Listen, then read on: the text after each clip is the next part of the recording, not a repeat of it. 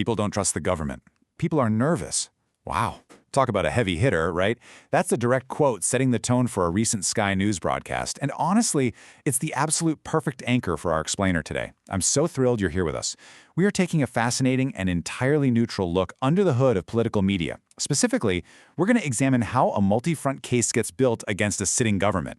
How exactly do commentators construct this massive narrative of collapsing public confidence? Well, let's dive right in and find out. So, our focus today is titled The Critique Architecture, Deconstructing Political Grievances. We're basically taking a magnifying glass to a recent political panel discussion.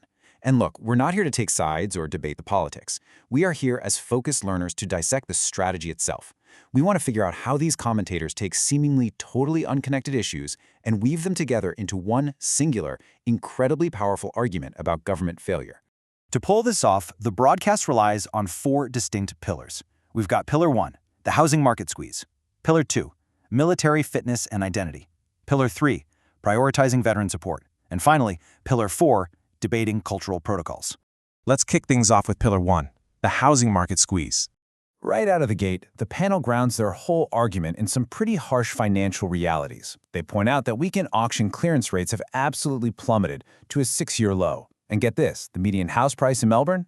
It's actually slipped back below the $1 million mark. By throwing these hard numbers out there immediately, the panel is establishing this baseline of intense economic instability. The argument is basically that everything is in a state of flux, making everyday folks incredibly nervous about their biggest asset, their home.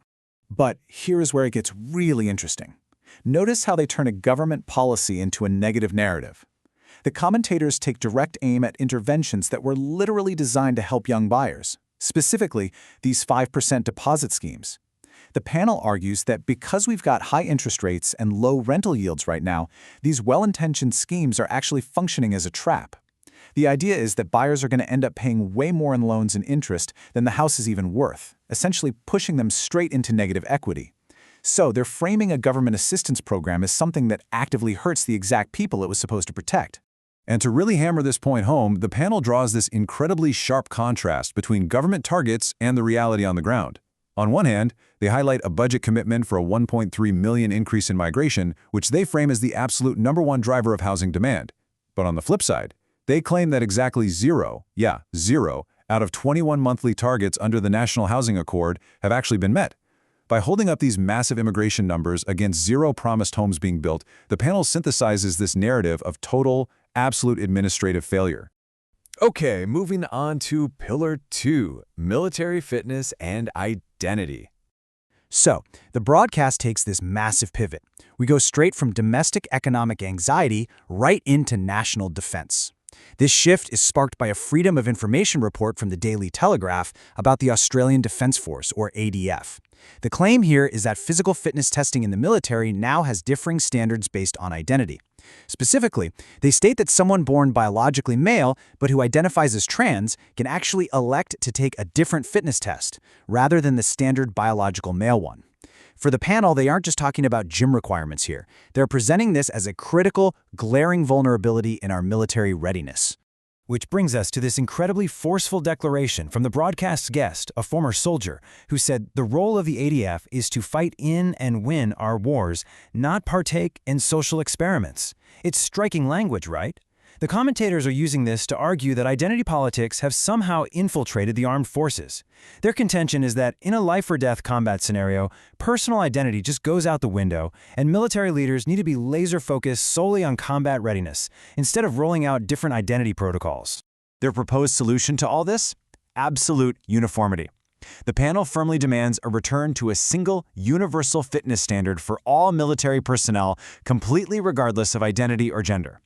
The rhetorical strategy they're using here is so potent. It paints a picture of a government that is prioritizing progressive social policies way above the fundamental safety and effectiveness of the nation's own defense force. All right, let's look at Pillar 3, prioritizing veteran support. Now, if the last pillar was all about military readiness, this one shifts gears to the very real human cost of service. And honestly, this is where the broadcast drops its heaviest emotional weight. The commentators validate their own advocacy by talking about some recent wins first.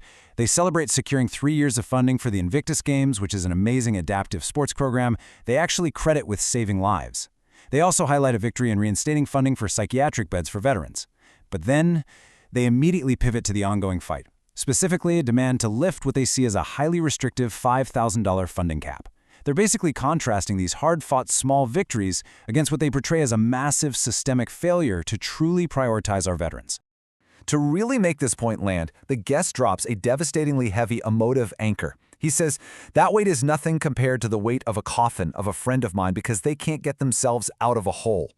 When we are dissecting political media, it is so crucial to recognize how personal grief and absolute extreme stakes are utilized. By bringing up the literal death of friends, the commentator instantly takes a bureaucratic debate about a $5,000 funding cap and elevates it into a life-or-death moral imperative. It is a wildly effective way to demand a complete shift in government priorities.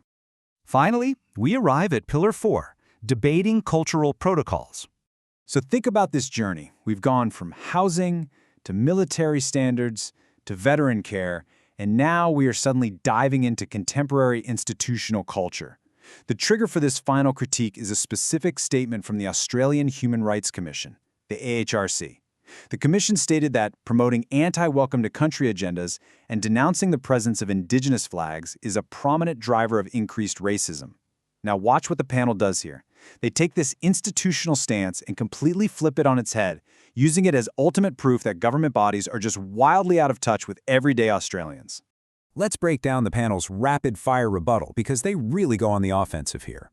First up, they point straight to the recent Voice to Parliament referendum, noting that 60% of Australians voted no to, in their words, being divided by race. Second, they argue that these welcome to country ceremonies are now being forced into everyday, totally inappropriate spaces, like corporate boardrooms or right when you land on a commercial flight. Third, they assert that this sheer overuse is actually stripping the ceremony of any real potential meaning.